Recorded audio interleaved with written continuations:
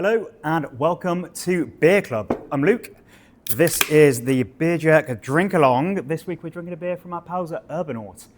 It is Copacabana Hazy IPA.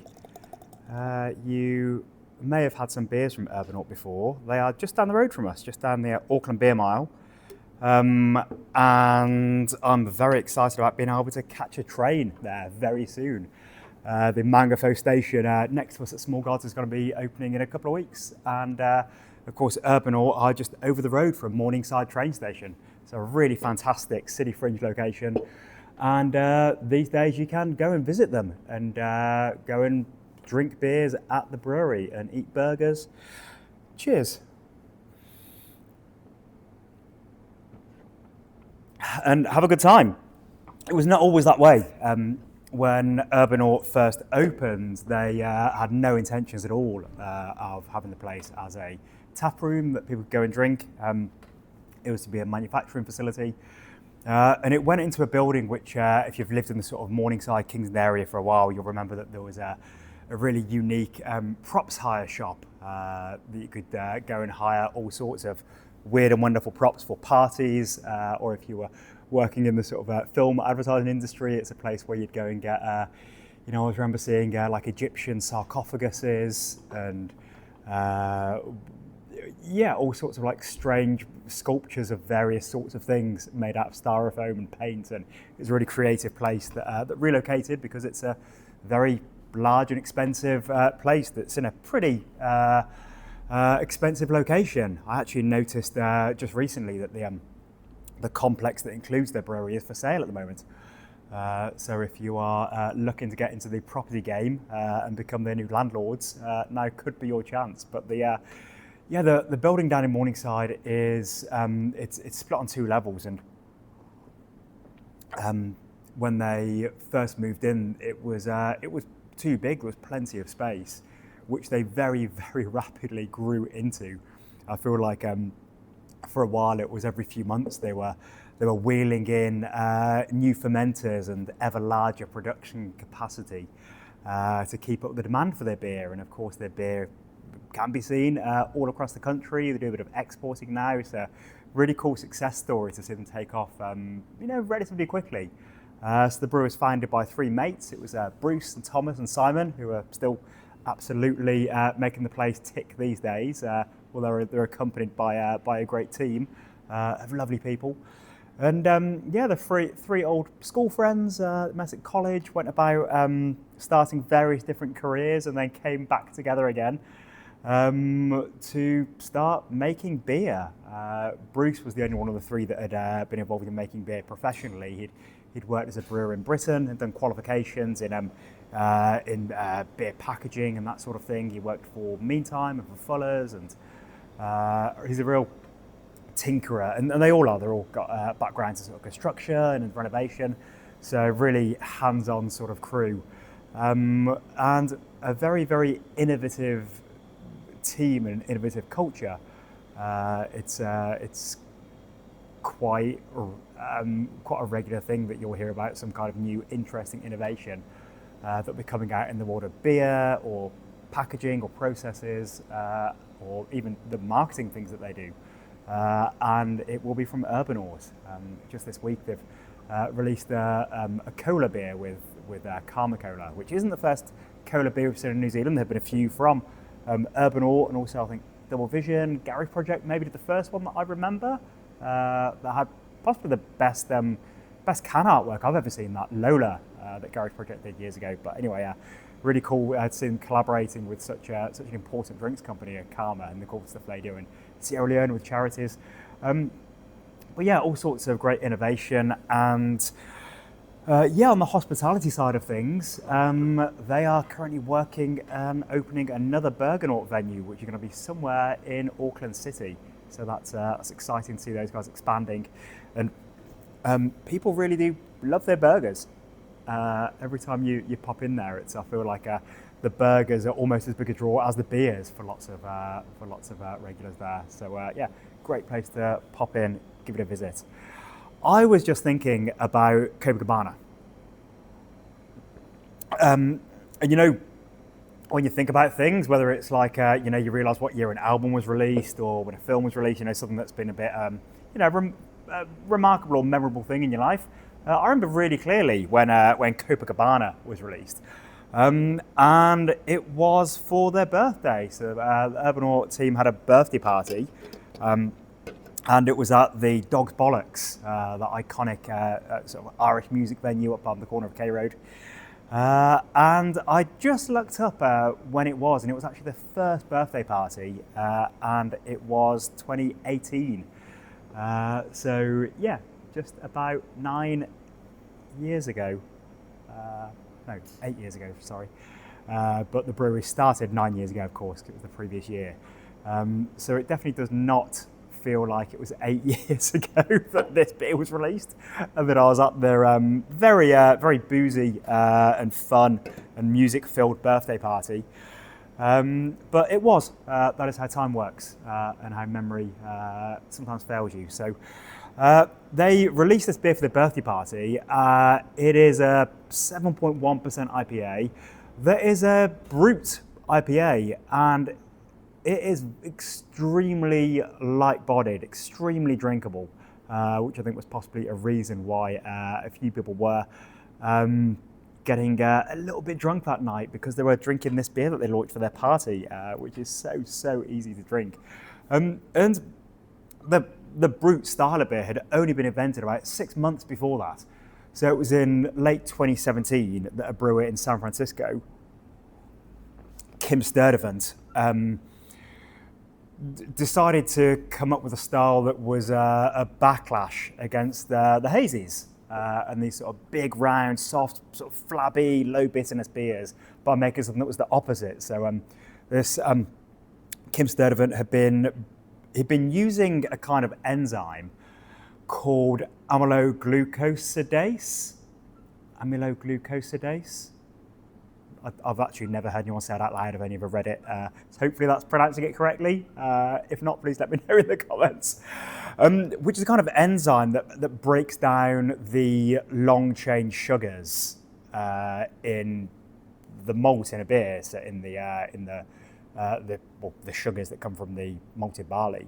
So this enzyme breaks down these sugars and breaks down the chains and makes them more available to be eaten by the yeast.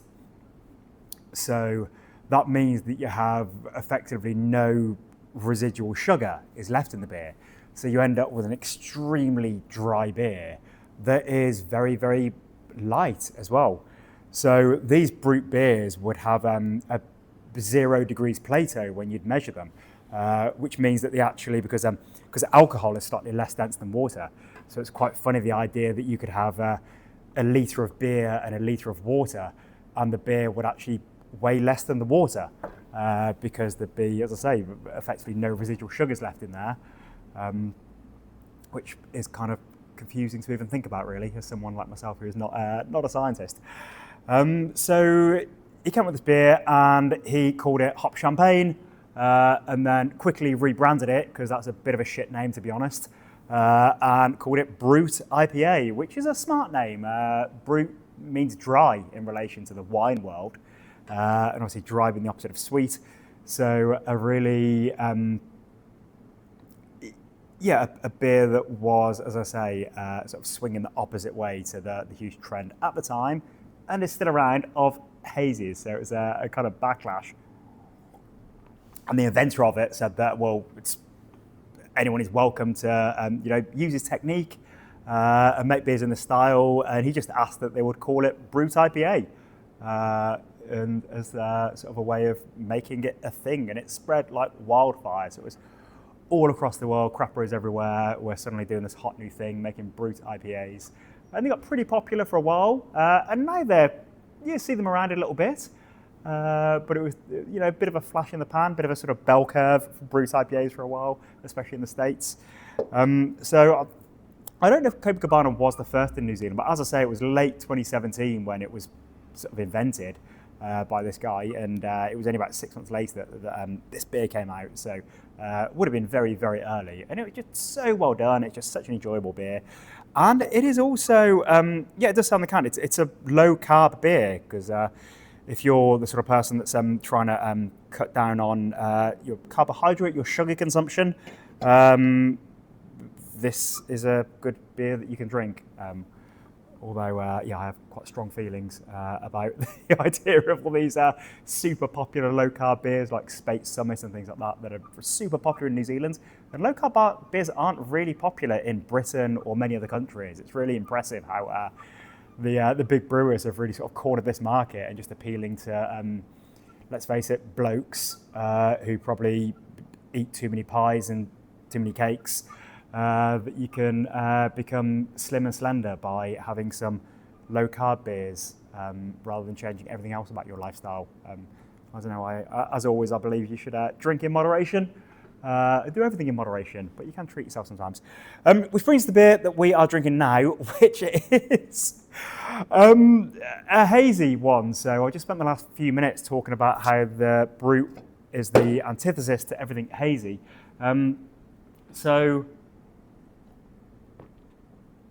Copacabana is such a fantastic brand, and it's a great name and cool artwork, and the guys at Urbanaut decided to do a hazy version of this beer, which is fun, and it tastes kind of like the Copacabana. It does have I'm pretty sure it's the same hop profile. So it's got that sort of like lime character, and it has got significantly more bitterness than you would expect in a regular hazy. And of course it is hazy. It is definitely not as full-bodied, as round, as viscous, as full-on as the classic New England IPA type hazes. It is a good bit lighter, it is a good bit drier. It doesn't have that anywhere near the amount of residual sweetness that you will have in a great traditional hazy New England IPA from the likes of Urbanaut or other great breweries. It's I suppose a counter.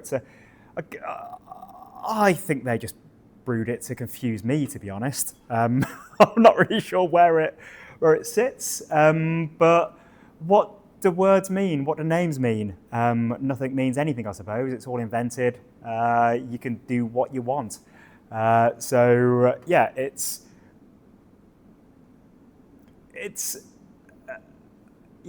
definitely not a counter. It's not the opposite to Copacabana, because it isn't the thing that these Bruce IPAs were designed to go up against. It's not as I say, like the really full-bodied, soft, low bitterness. It's not super full-bodied. It's relatively light-bodied, really. It's really drinkable. It's tasty, which is the only thing that matters.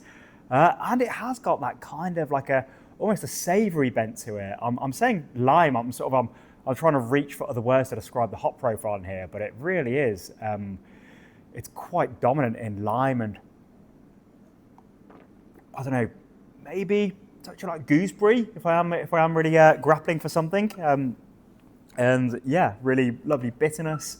It's a easygoing, solid beer that's not a normal hazy beer, and it's not a brew IPA beer, but it's nice. It's refreshing and it's smashable. And it's a touch lighter than the classic Copacabana. It is only 6.8%. But yeah, definitely still not one that you want to be drinking a few of before operating heavy machinery. Which brings us all the way back round to the new train stations. They're going to be opening very, very soon. So I'm very much looking forward to doing the City Ale link and connecting some of our fantastic independent brewery taprooms and craft beer venues. They're going to be opening up with the Mangafo and up the road at Karanga Ahape. And then you've got the City station that's next to Aotea Square. So very exciting to be able to take the train to go and drink lots of interesting beers. Thank you for joining us this week. I'll see you again next time. And great work to our Morningside neighbours down the road at Urbanaut. Good work, team. See you next time. Cheers.